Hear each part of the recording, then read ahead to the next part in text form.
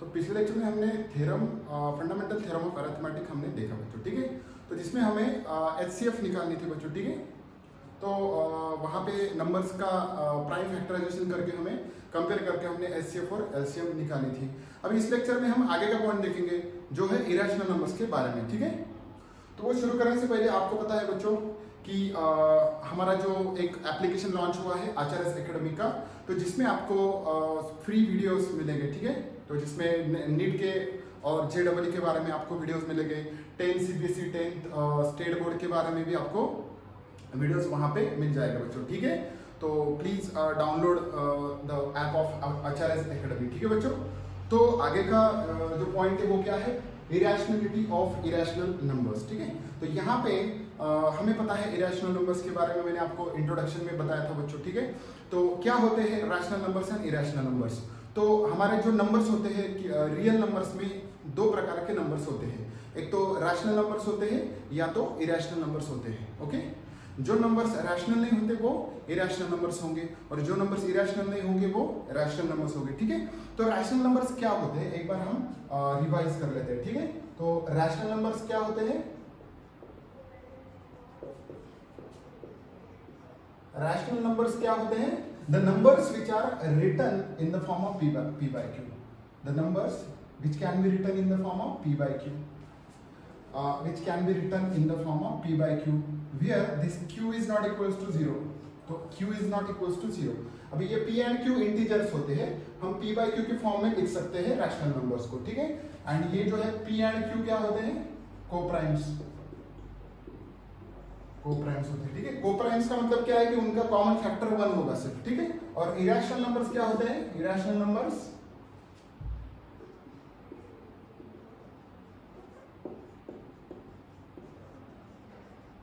तो irrational numbers क्या होते हैं, numbers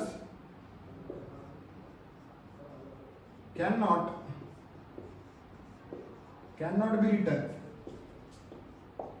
in the form p by q।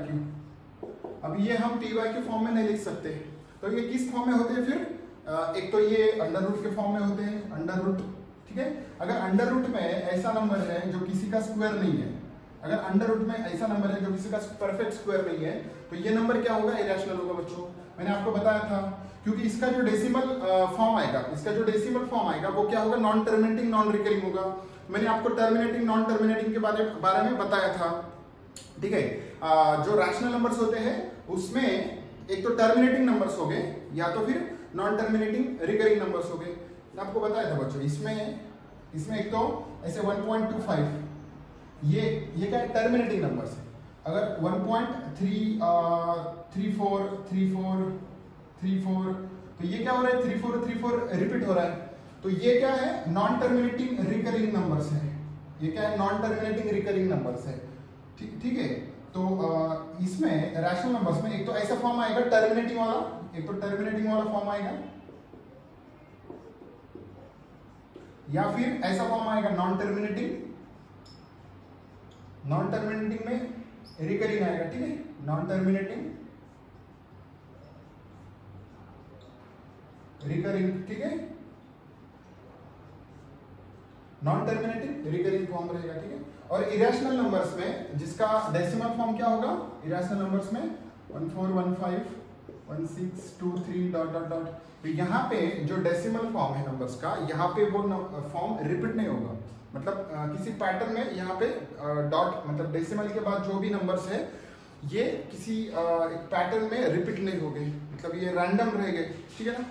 तो इसलिए हम इन नंबर्स को p by q फॉर्म में नहीं लिख सकते, नहीं लिख सकते, ठीक है। तो और कोई एग्जांपल है आपके पास, अभी √2 एक एग्जांपल है, फिर बाद में क्या है, √3 है, बहुत सारे एग्जांपल्स बनेंगे यहाँ पे। √3 का भी जो डेसिमल फॉर्म होता है वो ऐसा ही होता है, non terminating non recurring form होता है, ठीक है ना। फिर बाद में मतलब पाई भी है, तो पाई की वैल्यू है 3.14 हम लेते हैं, पर that value is approximate value, ये अप्रोक्सीमेट वैल्यू हम लेते हैं 3.14, पर इसका वैल्यू क्या है, मतलब आगे ऐसा बढ़ते जाता है, ठीक है। पाई का वैल्यू ये बढ़ते जाता है ऐसा, ठीक है। कोई भी नंबर यहाँ पे रिपीट नहीं होगा, कोई भी पैटर्न यहाँ पे रिपीट नहीं होगा। तो पाई भी क्या है, इरेशनल नंबर है, ठीक है। फिर बाद में अगर ऐसे नंबर्स आए आपके 2.05, 0.005, 0.005, 0.0005, तो यहाँ पे देखो, यहाँ पे पॉइंट के बाद एक तो 05 है, फिर बाद में 0.005 आ रहा है, फिर बाद में 0.005 आ रहा है, फिर ये क्या हो रहा है, मतलब रिपीट हो रहे का नंबर यहाँ पे बढ़ते जा रहे हैं। जीरो की जो मतलब जो भी जीरोस है वो क्या हो रहे हैं, एक एक से बढ़ते जा रहे हैं, पर यहाँ पे कुछ भी पैटर्न रिपीट नहीं हो रहा है, ठीक है। तो ये भी क्या होगा, इरेशनल नंबर हो गए। तो इस प्रकार के इरेशनल नंबर्स मतलब होते हैं, ठीक है। और जो रैशनल नंबर्स होते हैं उनको हम, उनका जो डेसिमल फॉर्म होता है, एक तो टर्मिनेटिंग होता है, नहीं तो फिर नॉन टर्मिनेटिंग रिकरिंग होता है, ठीक है। तो इसमें डॉट के बाद होते हैं नंबर्स, पर यहाँ पे कुछ एक पैटर्न में रिपीट होते हैं रैशनल नंबर्स में, ठीक है। और यहाँ पे जो पी एंड क्यू होते हैं वो क्या होते हैं, को प्राइम्स होते हैं, पी एंड क्यू। और इसे तो हम पी एंड क्यू के फॉर्म में नहीं लिख सकते हैं, not equal to P by Q, ठीक है। तो ये आपको ये कंसेप्ट आपको इस एक्सरसाइज में काम आने वाली है, ठीक है। अब यहाँ पे जो को प्राइम है, ठीक है, यहाँ पे जो को प्राइम है, तो को प्राइम का मतलब क्या, अगर P अपॉन Q के जो फैक्टर्स होते हैं तो वो हाईएस्ट कॉमन फैक्टर क्या रहेगा, 1 रहेगा बच्चों। अभी मैंने एक नंबर ले लिया, समझो 9/15, तो इसे मैं क्या कर सकता हूँ, इसका कॉमन फैक्टर क्या है बच्चों, 9/15, इसका कॉमन फैक्टर 3 है, तो 3 से डिवाइड किया तो यहाँ पे 3 3 आएगा, 3 5 आएगा, ठीक है। तो 3/5 लिख सकता हूँ मैं, 3/5 यहाँ पे लिख सकता हूँ, ठीक है। तो ये जो रहेगा ये 3/5 फॉर्म, तो यहाँ पे 3 प्राइम नंबर है और 5 भी क्या है, प्राइम नंबर है। तो इसका इन दोनों का जो कॉमन फैक्टर रहेगा, हाईएस्ट कॉमन फैक्टर, वो क्या रहेगा, 1 रहेगा बच्चों, ठीक है, 1 रहेगा। हाईएस्ट कॉमन फैक्टर क्या रहेगा, 1 रहेगा। मतलब यहाँ पे 3 और 5 क्या है, को प्राइम्स है, they are not having any other common factor than 1, ठीक है। 1 के अलावा उनका कोई भी कॉमन फैक्टर नहीं रहेगा, ठीक है। तो मतलब सिंप्लीफाइड फॉर्म, इसे क्या बोलते हैं हम, सिंप्लीफाइड फॉर्म बोलते हैं। इसे क्या बोलते हैं, simplified form of rational number. तो इसके बाद हम रिड्यूस नहीं कर सकते रैशनल नंबर को, ठीक है ना। 3/5 के बाद हम रिड्यूस नहीं कर सकते हैं, ठीक है। तो ये कंसेप्ट भी आपको इस मतलब जो भी हमें करना है एक्सरसाइज में प्रूव करना है, अलग अलग इरेशनल नंबर्स की इरेशनलिटी प्रूव करनी है, तो उसमें ये भी कंसेप्ट आपको काम आएगी, ठीक है बच्चों। और इसमें आपको एक थ्योरम भी दिया है बुक में, तो थ्योरम क्या है देखेंगे, ठीक है। और इसमें आपको, चलो पहले थ्योरम देखते हैं। थ्योरम में क्या है बच्चों, थ्योरम की जो कंसेप्ट है वो क्या है, अगर कोई नंबर है, समझो 10 a का स्क्वायर है, ठीक है। a का स्क्वायर अगर 2 से डिवाइड होगा, a का स्क्वायर अगर 2 से डिवाइड होगा, तो हम बोल सकते हैं क्या, a को भी 2 से डिवाइड होगा। a के स्क्वायर को अगर 2 से डिवाइड हो रहा है तो a को भी 2 से डिवाइड होगा। जैसे कि एग्जांपल समझो 2 का स्क्वायर है, 2 का स्क्वायर, तो 2 के स्क्वायर को हम 2 से डिवाइड कर सकते हैं क्या, देखेंगे चलो। 2 का स्क्वायर क्या है, 4/2, सो 2 2 जा 4, मतलब 2 के स्क्वायर को हम 2 से डिवाइड कर सकते हैं। तो 2 से 2 को डिवाइड होगा क्या, 2 के स्क्वायर को तो 2 से डिवाइड हो रहा है, 2 को डिवाइड होगा क्या, 2 को तो डिवाइड होगा, 2 1 जा 2। और एक एग्जांपल लेके देखते हैं, अगर 10 का स्क्वायर है, 10 का स्क्वायर अभी 100 अपॉन क्या है, समझो 5 है, ठीक है, 5, तो 100 क्या लिख सकते हैं हम, 10 का स्क्वायर। अभी 10 के स्क्वायर को 5 से डिवाइड होता है, ठीक है, 10 के स्क्वायर को 5 से डिवाइड होता है, 5 2 जा एंड 0, तो फिर 10 को भी 5 से डिवाइड होगा क्या, यस ऑब्वियसली होगा, 10 को भी 5 से डिवाइड होगा, 5 2 जा 10, ठीक है। तो ये जो कंसेप्ट है ये आपको यहाँ पे काम आने वाली, मतलब a स्क्वायर को अगर हमें मतलब a स्क्वायर को अगर कोई नंबर डिवाइड होता है तो a को भी क्या होगा, वो उसी नंबर से हम डिवाइड कर सकते हैं, ठीक है, okay. If a square is divisible by 2 then a is also divisible by 2, ठीक है। चलो, तो ये भी कंसेप्ट आपको यहाँ पे काम आने वाले हैं, ठीक है। फिर बाद में इरेशनल नंबर्स के बारे में, ठीक है, अब इरेशनल नंबर्स √2 इरेशनल नंबर है, फिर बाद में √3 है, √4 है क्या? √4 इरेशनल नंबर नहीं है, क्योंकि √4 का 4 क्या है? परफेक्ट स्क्वायर नंबर है, तो इसलिए √4 का जो अंडर रूट आएगा वो क्या आएगा? 2 आएगा बच्चों, वो क्या आएगा? 2 आएगा। फिर √5 है क्या? यस, √5 इरेशनल नंबर है। √6 भी इरेशनल नंबर है, ठीक है, क्योंकि 6 परफेक्ट स्क्वायर नहीं है किसी नंबर का, ठीक है। √7 ये भी इरेशनल नंबर है, ठीक है। तो ऐसे अलग अलग इरेशनल नंबर्स है। और रैशनल नंबर्स तो आपको पता है, मतलब ठीक है, रैशनल नंबर्स में नेचुरल नंबर्स आएंगे, होल नंबर्स आएंगे, इंटीजर्स भी आएंगे, ठीक है। तो रैशनल नंबर्स का और इरेशनल नंबर का एडिशन अगर मैंने यहाँ पे मतलब रैशनल नंबर 2 है, ठीक है, और इरेशनल नंबर मैंने √2 ले लिया, ठीक है, तो इन दोनों का एडिशन जो है √2, तो इन दोनों का एडिशन क्या आएगा? रैशनल का और इरेशनल का एडिशन क्या आएगा बच्चों? तो यहाँ पे अगर मैंने √2 की डेसिमल फॉर्म में 2 ऐड कर दिया, अभी √2 का डेसिमल फॉर्म क्या है? 1.12 1214, ठीक है, 1415 ऐसा कुछ है, तो डॉट डॉट डॉट, ठीक है। इसमें अगर मैंने 2 ऐड कर दिया, इसमें 2 ऐड कर दिया, तो 1 + 2 यहाँ पे 3 होगा, और ये पॉइंट के बाद है, पॉइंट के बाद यहाँ पे 2 के बाद 0 ही है, तो ये ऐड कर देंगे, तो ये पॉइंट के बाद का जो भी है ये एज इट इज रहेगा, ठीक है। तो 2 में मैं √2 ऐड कर रहा हूँ यहाँ, ठीक है, तो 1 + 2 3 आएगा, पर जो पॉइंट के बाद है वो एज इट इज, वो जो नंबर्स है non terminating non recurring numbers है, तो वो क्या रहेगा? एज इट इज 3 के बाद भी रहेंगे, मतलब 2 और √2 का एडिशन क्या आएगा? इरेशनल रहेगा, ठीक है ना, मतलब ये इरेशनल नंबर ही आएगा ना, जो 3 पॉइंट कुछ रहेगा, ठीक है, तो ये क्या रहेगा? इरेशनल नंबर आएगा। मतलब रैशनल नंबर की एडिशन अगर हमने इरेशनल नंबर्स के साथ कर दी तो नंबर्स क्या आएगा? इरेशनल नंबर मिलेगा हमें, ठीक है। अगर हम सब्ट्रैक्शन कर देंगे, ठीक है, रैशनल नंबर का सब्ट्रैक्शन कर देंगे इरेशनल नंबर के साथ, तो उसका भी जो रिजल्ट आएगा वो क्या आएगा? इरेशनल नंबर ही आएगा। अभी ये क्यों मैं बता रहा हूं आपको? क्योंकि एक्सरसाइज में ऐसे क्वेश्चंस है आपको प्रूव करने हैं कि 2 + √3 ऐसा आएगा, prove that this number is irrational, ऐसा प्रूव करने के लिए आपको आएगा बच्चों, ठीक है। Prove that 2 + √3 is irrational, prove that 3 - √5 is irrational, तो ऐसे आपको क्वेश्चंस वहां पे आएंगे, ठीक है। अभी मल्टीप्लिकेशन भी देखेंगे आप। मल्टीप्लिकेशन अगर मैंने रैशनल नंबर के साथ मल्टीप्लाई कर दिया इरेशनल नंबर, जैसे कि 3 × √2, 3 √2 मैंने मल्टीप्लाई किया, मतलब 3 √2 आपको देखना है कि रैशनल है क्या इरेशनल है। 3 × √2, तो 3 तो रैशनल है और √2 क्या है? इरेशनल है, ठीक है। तो इसमें जो मल्टीप्लिकेशन रहेगा तो वो भी क्या रहेगा? इरेशनल ही रहेगा, ठीक है बच्चों। मतलब रैशनल और इरेशनल का मल्टीप्लिकेशन क्या रहेगा? इरेशनल रहेगा।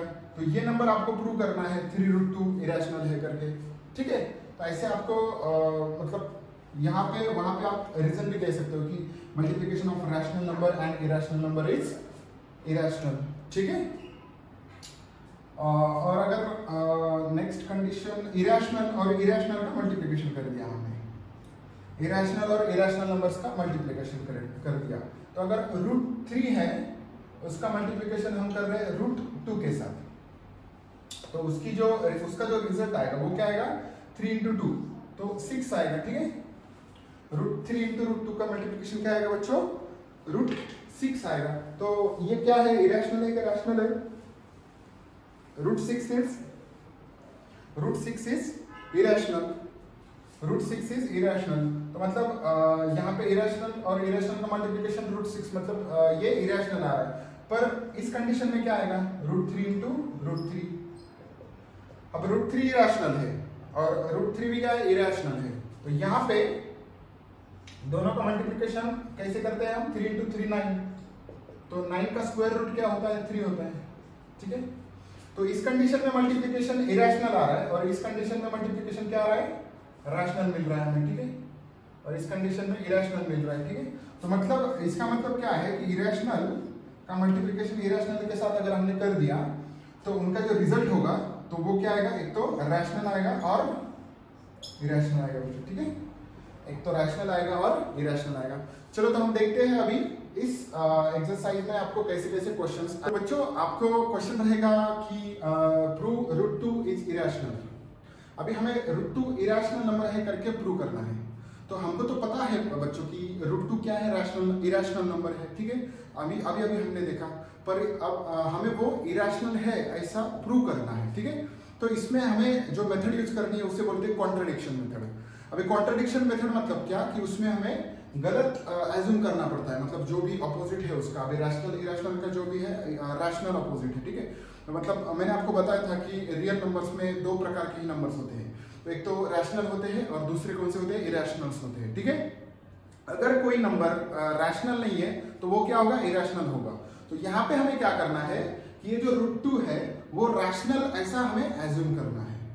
अगर फिर सॉल्व करने के बाद अगर वो रैशनल की कंडीशन में नहीं बैठा, ठीक है, मैंने आपको बताया था कि रैशनल नंबर्स p/q फॉर्म में होते हैं और p एंड q वहां पे क्या होता है, कोप्राइम्स होते हैं। अगर वो उसमें नहीं बैठा, उस कंडीशन में, रैशनल नंबर के कंडीशन में नहीं बैठा, तो वो क्या होगा, रैशनल ना हो कि वो क्या होगा, इरेशनल होगा। तो इसे हम कॉन्ट्रडिक्शन मेथड बोलते हैं, ठीक है। तो यहाँ पे हमें रॉन्ग एज्यूम करना पड़ता है पहले, ठीक है। तो यहाँ पे हम क्या करेंगे, पहले √2 को रैशनल एज्यूम करेंगे, ठीक है। Assume √2 is rational, √2 is rational। सो हम √2 को ऐसा लिख सकते हैं क्या, √2 इक्वल टू a/b, p/q और a/b कुछ भी ले सकते हो आप। तो a/b के फॉर्म में हम √2 को लिख सकते हैं, ठीक है। Where b should not equal to 0, should not equal to b should not equal to 0 and a and b are co-primes, a comma b are co-primes, where a and b are co-primes। मैंने बताया था आपको a and b are co-primes मतलब क्या कि a and b क्या है, उनका जो हाईएस्ट कॉमन फैक्टर वो क्या होता है, 1 होता है। It means that highest common factor of a comma b is equals to 1, highest common factor of a comma b is equals to 1। इसका मतलब क्या है कि ये जो फॉर्म है a अपॉन b का, वो क्या है, सिंप्लीफाइड फॉर्म है। क्या है बच्चों, ये सिंप्लीफाइड फॉर्म है, ठीक है। इसके बाद में हम उसे सिंप्लीफाई नहीं कर सकते, ठीक है। अब ये हमने एज्यूम कर दिया कि √2 इक्वल टू क्या है, a/b है, ठीक है। तो यहाँ पे आगे क्या करना है हमें, अब इसे दोनों साइड में स्क्वायर करना है, दोनों साइड को क्या करना है, यहाँ पे स्क्वायरिंग करना है, ठीक है। So squaring on both sides, squaring on both sides, squaring on both sides. अब हमने जब स्क्वायरिंग ऑन बोथ साइड्स किया तो ये क्या आएगा, √2 का स्क्वायर इक्वल टू a/b का स्क्वायर। तो मतलब मैं ऐसा लिख सकता हूँ a² अपॉन b², a/b का होल स्क्वायर किया तो a का भी स्क्वायर होगा और b का भी स्क्वायर होगा, ठीक है। यहाँ पे √2 का स्क्वायर कर रहे हैं हम, तो रूट और स्क्वायर कैंसिल हो गए, यहाँ पे स्क्वायर और रूट कैंसिल हो गए, यहाँ पे क्या आएगा, 2 आएगा, और ये दोनों है वो एज इट इज यहाँ पे रहेंगे, a² upon b² as it is रहेंगे, ठीक है। अब क्या करना है हमें, ये जो b² है, b² हमें यहाँ पे ट्रांसफर करना है। तो ये कितना होगा फिर, 2b² is equals to a², 2b² is equals to a²। हमने क्या किया, सिर्फ b² को यहाँ पे ले लिया 2 के साथ मल्टीप्लिकेशन में, ये डिवीजन में था तो हमने मल्टीप्लिकेशन में ले लिया, ठीक है। अब बच्चों हमें क्या करना है, ये जो b² है, b² यहाँ पे रखना है, और ये जो 2 है ये लेना है a² के डिनोमिनेटर में। ये 2 मल्टीप्लिकेशन का यहाँ पे डिवीजन में गया, तो ये क्यों लिया हमने 2, क्योंकि यहाँ पे हमें दिखाना है कि a² को 2 से डिवाइड होता है, मतलब a² इज डिविजिबल बाय 2, ठीक है।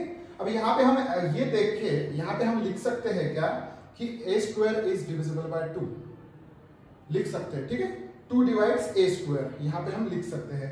अगर 2 a² को डिवाइड कर रहा है तो a को भी डिवाइड करेगा, अगर 2 a² को डिवाइड कर रहा है तो a को भी डिवाइड करेगा, मैंने आपको बताया था, ओके, हमने अभी डिस्कस किया है। हियर देयरफॉर 2 डिवाइड्स a², तो हम लिख सकते हैं it implies, so therefore 2 divides a also। अगर 2 डिवाइड कर रहा है a² को तो 2 डिवाइड करेगा a को भी, जैसे कि आपको मैंने बताया था अगर 10 स्क्वायर को 5 से डिवाइड होगा, 10 स्क्वायर को अगर 5 से डिवाइड हो सकता है तो 10 को भी 5 से डिवाइड हो सकता है। ठीक है बच्चों, अब बाद में यहां पे हो गया कि 2 डिवाइड्स a स्क्वायर, तो 2 डिवाइड्स a आल्सो। तो इसका मतलब क्या है कि अगर a को 2 डिवाइड कर रहा है तो वो जो 2 है वो क्या है, मतलब फैक्टर है a का, तो a का फैक्टर है, 2 is a factor of a। ठीक है, तो ऐसा हम लिख सकते हैं a equal to 2c, a equal to 2c लिख सकते हैं। ठीक है, अब इसे क्या करेंगे हम, स्क्वायरिंग करेंगे, स्क्वायरिंग ऑन बोथ साइड्स। तो ये क्या होगा, a square equal to 4c square होगा। अब इसे स्क्वायर क्यों किया हमने, क्योंकि a स्क्वायर की जगह पे हमें यहाँ पे पुट करना है, ये a स्क्वायर इक्वल टू क्या करना है, 4c स्क्वायर हमें यहाँ पे पुट करना है a स्क्वायर की जगह पे। ठीक है, तो इसे इक्वेशन 1 हम देंगे। So put a square equal to 4c square in equation 1। अब इक्वेशन 1 में हम ये a स्क्वायर की वैल्यू यहाँ पे पुट करेंगे, तो ये क्या मिलेगी फिर, b square equal to, equation 1 हम एज इट इज लिखते हैं पहले, a स्क्वायर अपॉन 2, तो a स्क्वायर की जगह पे हमें 4c स्क्वायर पुट करना है, तो 4c square upon 2, b square equal to 4c square upon 2। तो ये पुट करने के बाद ये 2 1 जा 2 और 2 2 जा 4 होगा। ठीक है, तो बाद में क्या आएगा, b square equal to 2c square आएगा, b square equal to 2c square. ठीक है, तो हम क्या कर सकते हैं, 2 जो है ये मल्टीप्लिकेशन का 2 हम b स्क्वायर के डिनोमिनेटर में ले सकते हैं, तो b स्क्वायर अपॉन 2 आएगा। ठीक है, तो c square equal to b square upon 2। ठीक है, तो ये देख के हम यहाँ पे बोल सकते हैं कि 2 divides b square also, 2 divides b square, so it implies 2 divides b also. अगर 2 डिवाइड कर रहा है b स्क्वायर को तो 2 b को भी डिवाइड करेगा। ठीक है बच्चों, अब यहाँ पे जो है हमने निकाला था a स्क्वायर को 2 डिवाइड कर रहा था, तो a को भी 2 डिवाइड करना है। ठीक है, तो यहाँ पे क्या है, b स्क्वायर को 2 डिवाइड कर रहा है तो b को भी करेगा, तो यहाँ पे भी सेम ऐसा ही लिखना है, 2 divides b square. So therefore 2 divides b square, so 2 divides, so therefore 2 divides b also। अब यहाँ पे 2 डिवाइड कर रहा है b स्क्वायर को, तो 2 डिवाइड करेगा b को भी।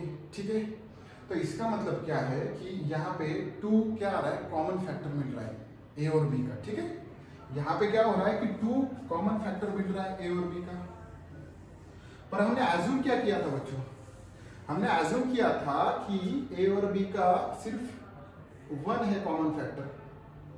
हमने एज्यूम किया था स्टार्टिंग में कि a and b are coprimes, they are having only 1 as their common factor.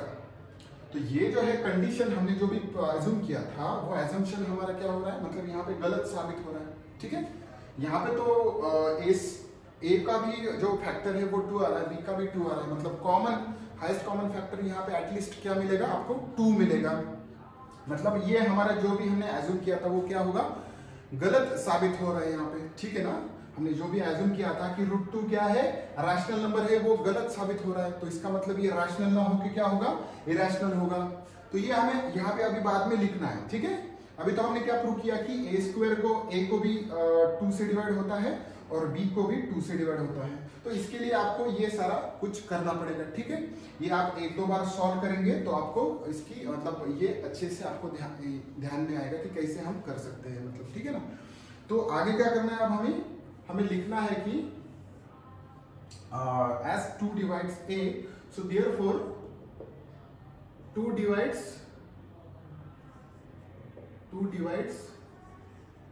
both a and b, so therefore a and b have at least 2 as a common factor,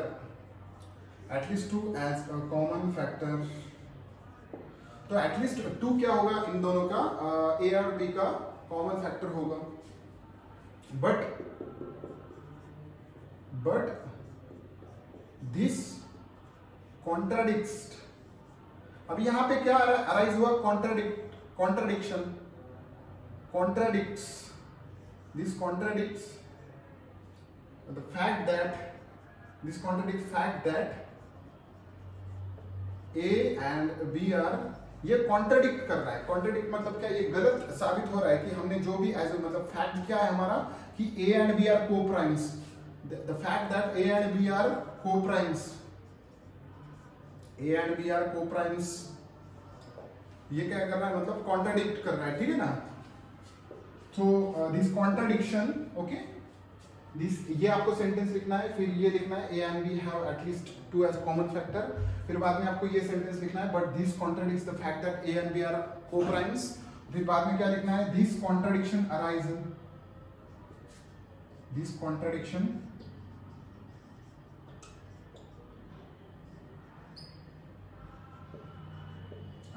because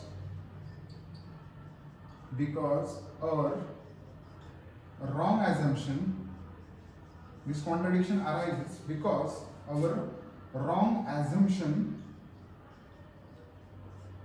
तो हमने wrong assumption क्या किया कि this is a rational number, √2 क्या है? rational number। our wrong assumption that √2 is rational, okay, so therefore it concludes that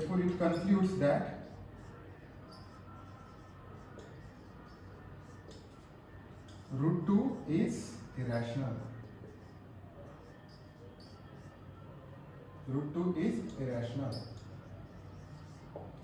ठीक है बच्चों। तो ऐसे आपको ये सॉल्व करना है क्वेश्चन, ठीक है। हमने कुछ भी नहीं किया बच्चों, हमने जो भी है अभी यहाँ पे √2 दिया है तो आपको √3 भी आएगा, नहीं तो फिर √5 भी आएगा, तो आपको सेम स्टेप्स आपको यूज करनी है यहाँ पे, ठीक है। तो यहाँ पे स्टार्टिंग में आपको क्या अज्यूम करना है? कॉन्ट्रडिक्शन मेथड है इसलिए हम रॉन्ग अज्यूम करते हैं यहाँ पे, तो √2 रैशनल करके हमें अज्यूम करना है, फिर बाद में हमें उसको A अपॉन B के फॉर्म में यहाँ पे ऐसे लिखना है। तो हर क्वेश्चन में ऐसे ही आएगा, ठीक है ना।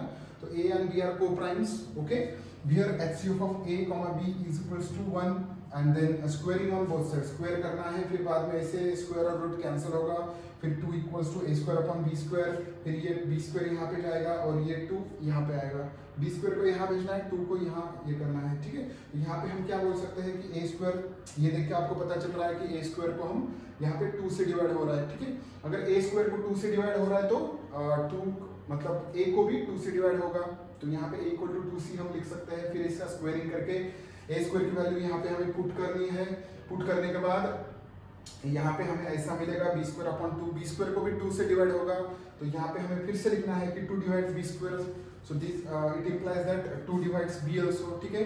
मतलब A और B दोनों को भी क्या हो रहा है? 2 से डिवाइड हो रहा है, A और B दोनों को भी 2 से डिवाइड हो रहा है, तो A and B will have 2 at least 2 as a common factor, okay, at least 2 as a common factor, so but this contradicts, हमने जो contradiction मतलब हमने जो assume किया था वो क्या हो रहा है?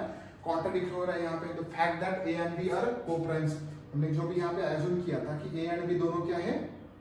co-primes है, तो ये contradiction क्यों ये हुआ, arise हुआ, क्योंकि यहाँ पे हमने assume किया था कि √2 is rational, तो ये जो हमारा है contradiction arise हुआ because we have wrong assumption that √2 is rational। सो ये रैशनल नंबर ऐसे अगर गलत है, √2 इज रैशनल नंबर, अगर ये साबित नहीं हुआ हमारा तो √2 क्या होगा? फिर √2 इरेशनल होगा बच्चों, ठीक है। तो ऐसे आपको प्रूव करना है अलग अलग एग्जांपल्स में सेम तरीके से, ठीक है बच्चों। ठीक है, तो अगर यहाँ पे √2 है, अगर √2 अभी आपको ये लिखना है तो लिख लो बच्चों, ठीक है। अभी यहाँ पे √2 की जगह पे अगर √3 है बच्चों, ठीक है, √2 की जगह पे अगर √3 है तो इसमें क्या चेंजेस हो गए? तो ये जो स्टेप्स है पूरे एज इट इज रहेंगे, ठीक है। तो यहाँ पे अगर √3 है,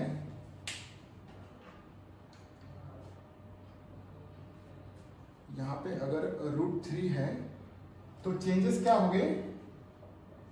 √2 की जगह पे √3 आएगा, ठीक है। यहाँ पे √3 आएगा, फिर बाद में यहाँ पे भी स्क्वायरिंग √2 की स्क्वायरिंग की थी हमने, तो यहाँ पे स्क्वायरिंग किसकी होगी, फिर √3 की स्क्वायरिंग होगी, फिर √3 की स्क्वायरिंग, तो यहाँ पे स्क्वायर और रूट कैंसिल होकर यहाँ पे 3 बचेगा, फिर ये b² होगा, यहाँ पे 3 के साथ आएगा 3b², फिर ये 3 क्या करेंगे हम a² के डिनोमिनेटर में लेंगे, तो यहाँ पे क्या लिखना पड़ेगा हमें 3 डिवाइड्स a², यहाँ पे 2 डिवाइड्स है, तो हम क्या करेंगे यहाँ पे 3 डिवाइड्स a², फिर यहाँ पे 2 की जगह पे 3 divides a also, so a can be written, we can write as a equal to 3c, ठीक है। अगर 3c कर दिया हमने तो 3 का स्क्वायर क्या आएगा, यहाँ पे 9c² आएगा, ठीक है। फिर 9c² को हम क्या करेंगे, इस इक्वेशन में पुट करेंगे a² की जगह पे, फिर ये पुट करने के बाद यहाँ पे क्या मिलेगा, यहाँ पे 3 आएगा और यहाँ पे मिलेगा 9c² और यहाँ पे 3 मिलेगा, ठीक है। फिर ये 3 3 हो जाएगा, तो यहाँ पे 3 मिलेगा हमें, फिर ये 3 डिवाइड होगा b² को, फिर यहाँ पे हम बोल सकते हैं कि 3 divides b², so that's why 3 divides b also, ठीक है। फिर यहाँ पे चेंज क्या होगा, यहाँ पे रहेगा 3 divides both a and b, ठीक है। फिर हम लिख सकते हैं कि a and b have at least 3 as a common factor, but this contradicts the fact that a and b are co-primes, so this contradiction arises because our wrong assumption that √2, तो इसके जगह पे क्या आएगा, √3 is rational, so it concludes that √3 is irrational, ठीक है। तो सब पूरे जो स्टेप्स है एज इट इज है, हमें सिर्फ चेंज क्या करना है उसमें, यहाँ पे हमने √2 की जगह पे सिर्फ √3 पुट किया, ठीक है। तो ऐसे ही स्टेप्स आपको हर एक एग्जांपल में करने हैं। अगर √5 आए तो यहाँ पे √5 होगा, ठीक है। यहाँ पे क्या होगा बच्चों, √5 होगा, तो हम √5 भी पुट करके यहाँ पे देखेंगे, ठीक है। अगर यहाँ पे √5 है, यहाँ पे √5, assume √5 इज रैशनल, ठीक है, तो यहाँ पे आएगा √5, यहाँ पे आएगा √5, फिर स्क्वायरिंग करने के बाद यहाँ पे √5 का स्क्वायर होगा, तो यहाँ पे क्या मिलेगा हमें 5 मिलेगा, ठीक है। फिर ये 5 यहाँ पे जाएगा और b² इसके जगह पे आएगा, तो यहाँ पे 5b² और ये 5 यहाँ पे a² के डिवीजन में जाएगा, तो हम यहाँ पे लिखेंगे कि 5 डिवाइड्स 3 की जगह पे क्या आएगा, 5 divides a², so 5 divides a also, तो यहाँ पे हम लिख सकते हैं a equal to 5c, ठीक है, a equal to 5c। तो स्क्वायरिंग करने के बाद a² इक्वल टू कितना मिलेगा, 5 का square, that is 25c², that is 25c², ठीक है। तो इसकी वैल्यू हमें पुट करनी है इक्वेशन 1 में 25c² की, ओके, 25c² हमें पुट करनी है फर्स्ट इक्वेशन में, तो यहाँ पे कितना मिलेगा हमें 25c² अपॉन 5, ठीक है, अपॉन 5, तो 5 से जब डिवाइड होगा तो यहाँ पे क्या मिलेगा हमें, 5 1 जा 5, 5 5 जा 25, सो 5c² मिलेगा। तो ये 5 हमें क्या करना है, तो ये जो 5 है हम क्या करते हैं डिवीजन में लेते हैं b² के, ये क्या करते हैं हम डिवीजन में लेते हैं b² के, तो b² के डिवीजन में आने के बाद यहाँ पे क्या मिलेगा b² अपॉन ये 5 यहाँ पे डिवीजन में आएगा b² के, तो यहाँ पे b² को 5 डिवाइड कर रहा है, 5 डिवाइड b², तो ये b को भी करेगा डिवाइड, 5 डिवाइड b also, तो यहाँ पे दोनों भी a और b को 5 डिवाइड कर रहा है, so here 5 divides both a and b, यहाँ पे लिखना है 5 divides both a and b, so a and b have at least 5 as a common factor, but this contradicts the fact that a and b are co-primes. This contradicts the fact that a and b are co-primes. So therefore this contradiction arises because our wrong assumption that √5 आएगा यहाँ पे, √5 is irrational, okay, तो यहाँ पे it concludes that √5 is irrational, okay, √5 is not rational, it is irrational। तो ऐसे आपको ये प्रूव करना है बच्चों, ठीक है, ओके। तो इसमें कुछ ऐसे भी क्वेश्चन आएंगे और कुछ अलग भी क्वेश्चन रहेंगे, आपको ये अगर लिखना है तो लिख लो बच्चों, ठीक है।